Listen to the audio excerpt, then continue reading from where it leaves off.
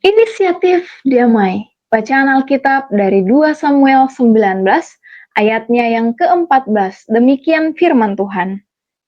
Demikianlah dibelokkannya hati semua orang Yehuda secara serentak, sehingga mereka menyuruh menyampaikan kepada raja pesan ini, "Kembalilah tuanku dan semua anak buahmu." Bapak, Ibu, dan Saudara yang terkasih, secara naluriah hati manusia selalu ingin diperlakukan dengan adil. Ketika relasi kita dengan sesama manusia rusak karena konflik atau hal yang lainnya, seringkali kita berkata di dalam hati, "Kan bukan saya yang bersalah. Bukan saya yang membuat permasalahan ini terjadi. Biarkan saja dia yang datang duluan, dia yang memperbaiki hubungan ini, karena dia yang memulai untuk merusaknya." Tidak adil rasanya bagi kita jika ada orang yang memulai konflik bagi kita, kemudian kita yang harus memperbaiki hubungan duluan dengannya. Kita merasa punya hak untuk diam, kita menunggu, kita ingin dihampiri, bukan malah menghampiri orang tersebut. Dalam banyak kasus, ini membuat hubungan yang retak menjadi lebih hancur. Sikap menunggu membuka luka kedua belah pihak semakin dalam. Padahal, dalam setiap relasi yang rusak, selalu dibutuhkan seseorang yang cukup rendah hati dan cukup dewasa untuk mengambil inisiatif terlebih dahulu untuk bisa berdamai. Dan orang seperti itu sangat langka, tapi justru merekalah yang menjadi alat Allah untuk memulihkan dan menyembuhkan dan menyatukan kembali hubungan yang telah rusak. Inilah yang kita lihat di dalam kehidupan Raja Daud dalam 2 Samuel 19 ayatnya yang ke-14 ini. Setelah pemberontakan Absalom yang terakhir dan Absalom telah mati, Daud sebenarnya sudah menang, tetapi bangsa Israel justru berada dalam kebingungan dan perpecahan. Karena pada masa pemberontakan Absalom, rakyat terhasut oleh Absalom untuk memberontak kepada Daud. Dengan demikian, mereka tidak berani untuk bergabung lagi kembali bersama dengan Daud dan bergabung di bawah pemerintahan Daud. Disinilah Daud mengambil langkah yang proaktif.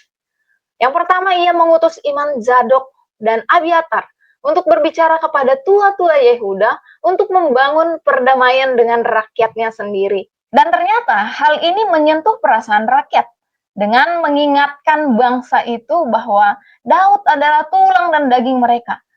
Artinya, mereka adalah satu bangsa dan satu keluarga. Bahkan secara mengejutkan, Daud mengangkat Amasa yang adalah pemimpin pasukan pemberontak untuk menggantikan Yoab menjadi panglima Daud. Ini adalah langkah damai yang luar biasa, menunjukkan bahwa Daud memilih untuk rekonsiliasi, bukan malah balas dendam. Tindakan Daud ini membuahkan hasil. Hati seluruh suku Yehuda bersatu, dan mereka pun mengutus orang untuk menjemput Daud pulang sebagai raja mereka.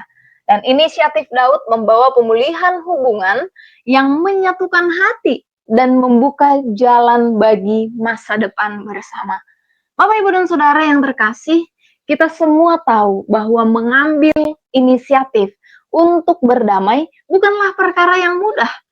Terlebih saat luka masih terasa, saat harga diri kita seolah berkata, "Bukan aku yang salah." Namun, sebagai orang percaya, kita tidak dipanggil untuk menjadi benar di hadapan manusia, melainkan untuk menjadi serupa dengan Kristus. Menjadi seperti Kristus berarti mengambil langkah pertama untuk menuju perdamaian. Meskipun kita tidak merasa bersalah. Mengapa? Karena itulah yang dilakukan oleh Yesus Kristus untuk kita. Bukan kita yang datang mencari Allah, bukan kita yang memulai pemulihan hubungan dengan Allah setelah manusia jatuh di dalam dosa. Tetapi Allah sendirilah yang mengambil inisiatif untuk berdamai dengan manusia yang telah jatuh ke dalam dosa dengan mengambil rupa manusia agar kita mengenal Dia. Ia rela berkorban menggantikan kita untuk menerima upah dosa agar kita yang seharusnya mati di dalam dosa menerima kehidupan yang kekal bersama Bapa. Yesus sudah memberikan inisiatif pemulihan hubungan dengan kita. Maka mari meneladani Dia dengan cara berinisiatif juga untuk memulihkan hubungan dengan sesama kita. Tuhan Yesus memberkati.